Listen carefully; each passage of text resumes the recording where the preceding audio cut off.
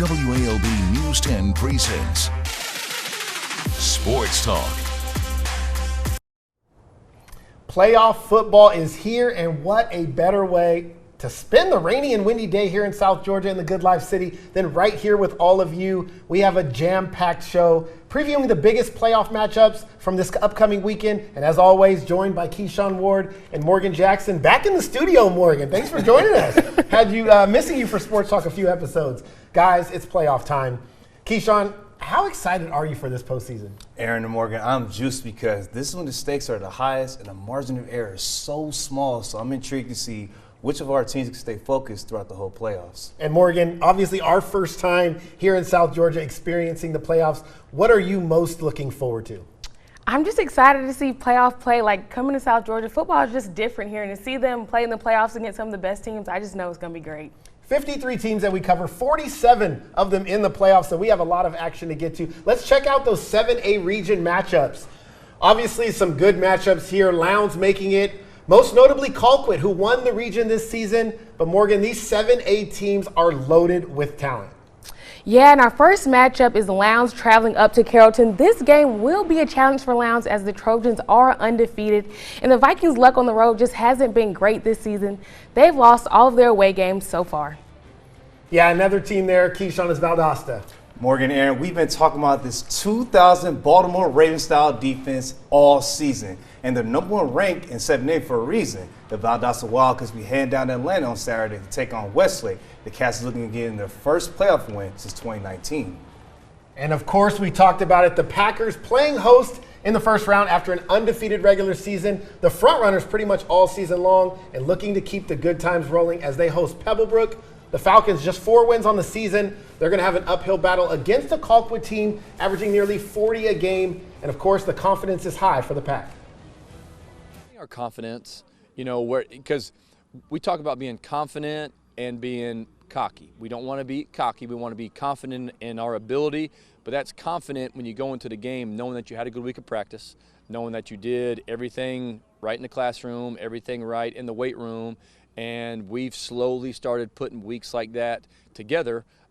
We haven't played any game perfect by any stretch of the imagination, but the final scores have all been perfect, and we just got to find a way to make just a couple more plays than somebody else, and that's been a strong suit for us. We have found ways to do that, whether it's offense, defense, and or special teams.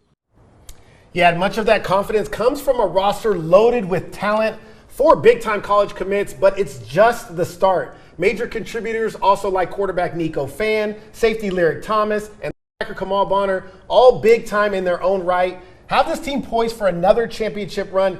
Keyshawn, what do the Packers have to do this week to avoid that dreaded letdown game?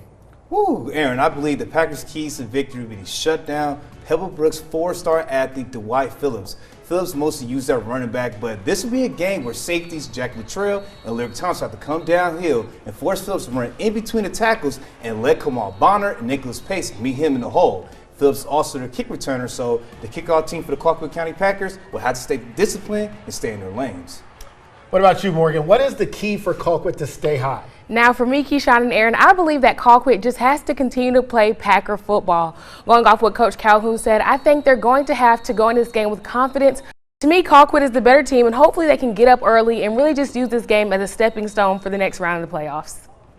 Yeah, those are our 7A matchups. In 6A, 2 teams in our area in the 6A region battled, and it was Thomas County Central who pulled it out in the end. And of course, new head coach Justin Rogers led the Yellow Jackets to an undefeated record, and they're going to play host to an Evans team who is winless on the road this season. But one of the most balanced teams in South Georgia is a big favorite in this one. Yeah, Aaron, it's been 6 years since they had to do this, but Lee County will start the postseason on the road this Friday night at Effingham County. The good news is the Trojans have been road winners all season because they're 3-0 on the road throughout this season. Now, we talked about Thomas County Central obviously beating Lee County just a few weeks back. We talked about them being one of the most complete teams in the league in Region 6. Is there a team like Lee County that can upset Thomas County Central either in a state playoff or before then? I'm going to have to say, no, I'm going to stick with the Yellow Jackets and Trojans because I think that they showed that they're the best in 6A. And the good thing is Lee County wanted to deal with Buford anymore. So, I mean, they meet up with the Yellow Jackets, it'd be a great matchup. But I think other than that, those are the best teams in 6A. Now, the Yellow Jackets, Morgan, obviously the man under center is Sam Brown. You've talked about him all year. What about Sam Brown just makes him special? I feel like they call him Sam Do-It-All Brown for a reason. Sam is just a great all-around quarterback. He has no problem getting it to his receivers, clearly, since he's passed for over 2,000 yards in the regular season, but also he's not afraid to run it either. Sam knows how to pick up some yards and find his way into the end zone. Yeah, Brown's been a big part of that Thomas County Central offense. For me, look, Lee County is not out of it. The Trojans stumbled down the stretch, but it's no secret. With a back like Usmani Chroma, Lee County has every shot to go and win this thing. This is the time you lean on your guy. I expect 20-plus touches from Chroma in a game that he's going to have to carry them, and he's one of the best backs in Georgia, so I expect him to produce. Now look at the matchups here for the 7A and 6A region. These are our pick'ems. We've all gone through. We're picking every game from this postseason. Thomas County Central is a clean sweep across the board. Morgan, going with Effingham against Lee County. What was your thought process there? Lee County, the past few games, I just feel like haven't been, I don't know if the word is themselves, so I'm looking at an upset maybe. Hey, upsets will happen. Colquitt, of course, a clean sweep. Carrollton against Lowndes. Lowndes in our coverage area, but they're young. They've struggled this year. We all have Carrollton in this one. And then Valdosta, Keyshawn, you talked about that defense. What is so special? Man. And the A, B, C, D gap, it don't matter where they're at. You got Omar White, Eric Brantley. I mean, it's all stars throughout this whole defense, even at the cornerback position with Robertson. So I just think that they're going to shut down Westlake this upcoming weekend. I think the Wildcats going to get their first playoff win since 2019. All right, coming up, it's been more than a year since one team has suffered a loss. Can they keep it rolling as they make another run? We'll preview their matchup up next. Right. Well, we got some really good players. I don't know that we have any superstars. You know, our running backs in particular, it's been kind of a committee deal. We've got 4, 5, 6 of them that can play. They're all about the same size, and they're all so small that we don't really want to give them 20 carries a game. But they play well together, and they're always ready whenever their number's called. And each Friday, different people step up. Sultan Cooper's been a lot better in our quarterback position this year. Drew Moore's had a really good year receiving, Calvin Tillman as well. So I guess those have been a little bit more consistent in the pass game, but the running back is a committee deal, and all of those guys have played really well for us. The Purple Hurricanes are on a hunt to win the AA State Championship back-to-back this year. But first, they'll have to host the 3-7 Central Macon Chargers. Coach Pruitt told me that Central Macon has some great DBs, so you can expect the Canes to pound the rock this Friday night. Fitzgerald has not lost a game since last year on October 27th. And this is pretty impressive, not only because they won 16 games in a row, but if you watch AA football this season, we saw 3 programs on the rise, but Fitzgerald put them in their place. The Canes got Worth County's first loss of the season. They took away Berrien's #1 weapon, Josiah Davis, and they held the Cook Hornets to only 14 points in their game.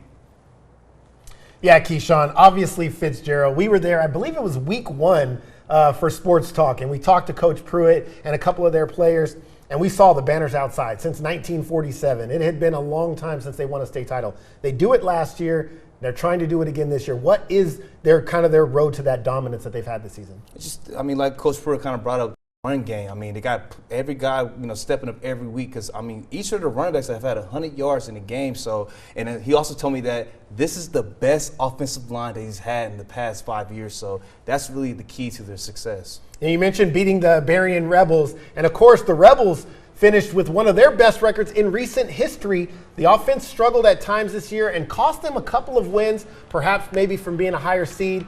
They have to go face a good Spencer team in order to move on. The Green Wave were undefeated in region play this year, and Berrien have to find a way to create those big plays. And, of course, many of those big plays coming from that man himself, Josiah Davis. You said it earlier. He can do everything on the field. He lines up at receiver, quarterback, running back, and, of course, kick return everywhere. Percy Harvin would be proud. Davis will have to play a big role for the Rebels to advance. And I'm sure Davis won't have a problem with such production. Speaks for itself. Over 1,500 all-purpose yards this season and 19 touchdowns. You better hope Spencer has an answer for him. Now, Worth County is making their first playoff appearance since 2016. They're traveling to Macon to face the Northeast Raiders. This game, the Rams will be dependent heavily on their quarterback, Chip Cooper, who finished the regular season with over 2,000 passing yards. And now let's look at Cook County. They're in a similar position, much like Worth. They have a new head coach who's really brought some life into their program. The Hornets will face Ace Charter tomorrow night. Ace Charter is a very good offensive team, so the Hornets defense is really going to have to step up this game. Now, we talk about red hot teams. Many teams started this season a little bit slow, got hot. Keyshawn, we went out for sports talk. We talked to a couple of players. Abe Stowe, we did this. Wilcox County, talk about how hot they've been lately. Oh my God, they won 7 games in a row, Aaron. I mean, I'm sure they're relieved because they don't have to deal with Irwin County anymore after the regional alignment. But we talk about Colquitt County's loaded offense, but man, this Wilcox offense is just as loaded as well. Like you mentioned, Abe Stowe, who can hit B.J. Gibson and Willie Butts down the field and let Day have a day on the ground. But they dealt with some injuries earlier this year, which is probably why they were 0-3. But like always, the Patriots go on that winning streak going into the playoffs. Makes me proud, I guess you might say, as a coaching staff and as a team. Our players, we didn't panic. You know, we didn't go like, oh no, what are we going to do now? We're 0-3. We just really leaned hard into what we believe in our culture, and talked a lot about the things that have won a lot of ball games in the past 2 or 3 years. And you know, once we hit region play, we started getting a few guys back healthy, which is always important in Class A football. We've had a few more injuries, but we've found ways to cope with it and move on. But you know, yeah, I mean, we feel like every team has a shot. I know it's coaching cliche, but we really feel like we have a good football team. We're playing pretty good football right now, and we're going to get a great test this Friday night. Yeah, Wilcox is on a roll, and look for that to continue tomorrow. And up next on Sports Talk, the Bainbridge Bearcats go undefeated in region play after an unusual start to the season. We'll have a look at their first-round matchup up next. The lone team in our region in 5A is the Coffee Trojans. A tough loss against Ware in the region championship has them eager to get back on the field. They'll take on an Ola team who also lost their last game, but it was a shutout of 44-0. Now, Coffee's identity is on the ground, so we expect a heavy dose of Antoine McDuffie and Fred Brown. And Morgan, Fred Brown, Antoine McDuffie, you saw them play Ware. You saw how much they struggled. What adjustments do you think Coffee needs to make coming forward into the playoffs? If they want to win this game, they have to be able to do something outside of the run. I feel like they rely heavily on the run. We know they're a run team, but if they really want to win, especially if they face Ware again, they're going to have to learn how to throw the ball more. Yeah, passing is important in the playoffs when you go against some of these defenses that want to shut down the run. Keyshawn, the 4A region, Bainbridge, Cairo, they had a matchup. Talk about Cairo's matchup in the playoffs going forward. Well, Aaron, I mean, this 4A region has almost been like the NFC South this year. I mean, it's kind of been up in the air, and you see what Bainbridge did. They got on a winning streak. They met Cairo, won when it matters. But this Bainbridge team is definitely going to be one to watch. But the one we need to talk about is the Makers, because they'll be hosting a playoff game. And they'll look to bounce back as they'll host Westside out of Macon this Friday night. Cairo head football coach David Coleman has been to playoffs before, but as an assistant coach. But this time, this will be his first time leading the Makers in the playoffs. I'm going to talk about a team right here in the Good Life City, the Patriots. That's right, Westover Patriots found their way into the playoffs after a rough season. But in the final game, they put up 31 points and didn't give up a point to Shaw, clinching their playoff spot. And it's a new season. Everyone in the playoffs starts 0-0. They'll get Spalding, which will be a challenge. But Ryan Jenkins and that Westover defense is up to that challenge. Matter of fact, they told me it's the foundation of the team, and they'll lean on them Friday night. Now, Bainbridge will be at home tomorrow night as they host Baldwin. They should be feeling good going into this matchup after clinching the region title last week after going undefeated in region play. But when I spoke with the Bearcats head coach Jeff Littleton, he said his team isn't focused on that going into the postseason. You know, we've now won 4 in a row, and you know, it's just building confidence going into the playoffs. Now it's a new season, and you just want to go 1-0. Yeah, we, one could argue. We could talk about the 4A, the 3A, Bainbridge, Cairo. But the main division we like to talk about is the 3A division, right? And the 3A division holds one real near and dear to my heart, and that's Coach Jonathan DeLay. And one could argue Jonathan DeLay is the coach of the year. Started slow. Keyshawn walked into the office one time and told me, I don't think Thomasville has it this season. And had us questioning him. But the Bulldogs, they found their stride at the right time, catapulting them to a region title. Quarterback Cameron Hill stepped up, finding ways to get it to his playmakers like DJ Thurman, and a state title is now in reach for them. They'll host Jackson, who finished 500, and the Bulldogs should be favored, but don't expect a letdown in this one. Now the Doherty High Trojans are looking to make another deep playoff run this year. Their first opponent is the Mary Persons Bulldogs. The Trojans' regular season didn't come to an end they were looking for, having lost their last 2 games. This Saturday, they will rely heavily on their quarterback, Cam Davis. I did speak with the Trojans head coach, Johnny Gilbert, today. I just asked him about Cam's health going into this matchup. I said, how's he doing? And he just sitting back, the 100 emoji. So I'm ready for it, Coach. Now, it's been an up and down season for the Chris County Cougars, but all that matters is they're in the dance. The Cougars will be on the road to face Peach County, and Chris County beat them last year in the regular season, 27-14. Yeah, 3A region. It is near and dear to our heart. We talked about Doherty. They're right here in our home, like right around our station. But we have players to watch in this region. Some big time players to watch. Keyshawn, who are you looking at the most when we talk about this region? Ahmad A.J. Brown. The Ole Miss commit is going to be a big factor in this one because AJ has been asked to do a lot on offense and defense because he's arguably their best player on the team. His playmaking will be needed even more because wide receiver Trey Walker had a leg injury a few weeks ago, and we don't know the update to that injury status. But this is Brown's last Cougar, so I'm sure he want to go out with a bang. Morgan, who are you looking at for the 3A region? Now, guys, my player to watch is Jay Randall of the Thomasville Bulldogs. He's been a huge part of the Bulldogs' success this season. He leads the team in rushing yards per game, touchdowns, and interception. And one thing about Jay, that man is quick. When he's able to break away from the pack, he really is, he's gone. And if you see a player running down the sidelines on Saturday, I'm willing to bet you it's Jay Randall. Yeah, he's definitely one of my favorite players. Visited Florida State and Coach Norvell a few weeks back, so look out for him in the upcoming years. My player here is right here in the Good Life City, and that's Doherty's running back, Jacob Stallworth.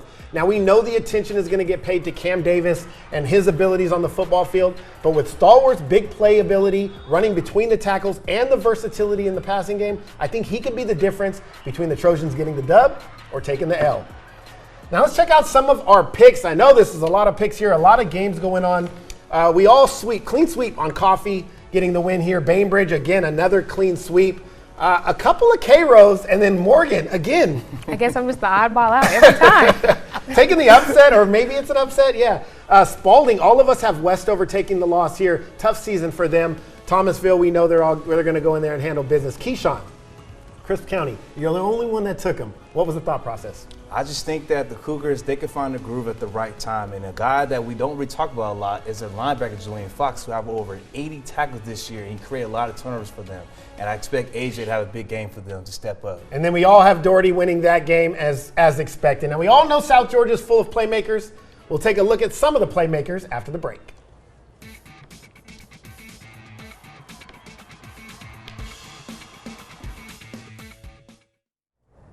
Now, we've had some amazing plays here this season in Southwest Georgia, but let's take a look at some of the best. First off, we have right here Doherty's Jacob Stallworth, my player to watch. He's going to cut it up to the sideline, and he's going to go up and over the defender, put the ball in the end zone, and leaps for the touchdown. An amazing play right there from Jacob. And we're going to go right in Schley County, and Zayden Walker got a pick six on one leg. That was his first game back, but it didn't matter for Walker because he's always that big-time playmaker for the Wildcats. Now, we all know about the Michael Vick experience, but this right here is the Jamal Sanders experience. Sanders makes 3 innings miss and gets loose for a huge touchdown. In this play right here, it's that man again, a squib kick to dangerous Josiah Davis, and he's going to look for the crease, left and then right and then coast to coast. But get this, half speed, 84-yard kickoff return touchdown. Too easy for Davis. And our #1 play of the year comes from the Worth County Rams. Quarterback Chick Cooper's on a run, and he leaps and flips over a few Indians for a huge touchdown. Now let's take a look at our final picks of the picks for the playoffs. Keyshawn's picks here: Fitzgerald, Worth, Sly County. Morgan, who do you have on your list? Winning. I think I was the only one who chose Berrien. You did have Berrien on your list. Berrien might get a dub there. And then my final picks of the playoffs for week 1, again, Fitzgerald, Spencer taking the win, Northeast, and Cook. We appreciate you joining us on this special edition of the Sports Talk leading into the Locker Room Report tomorrow. Be sure, tune in at 11 p.m. tomorrow night. We'll have all the action from the playoffs, as well as Saturday for all the action at 11 p.m. For Keyshawn Ward and Morgan Jackson, I'm Aaron Mutes. We'll see you tomorrow night.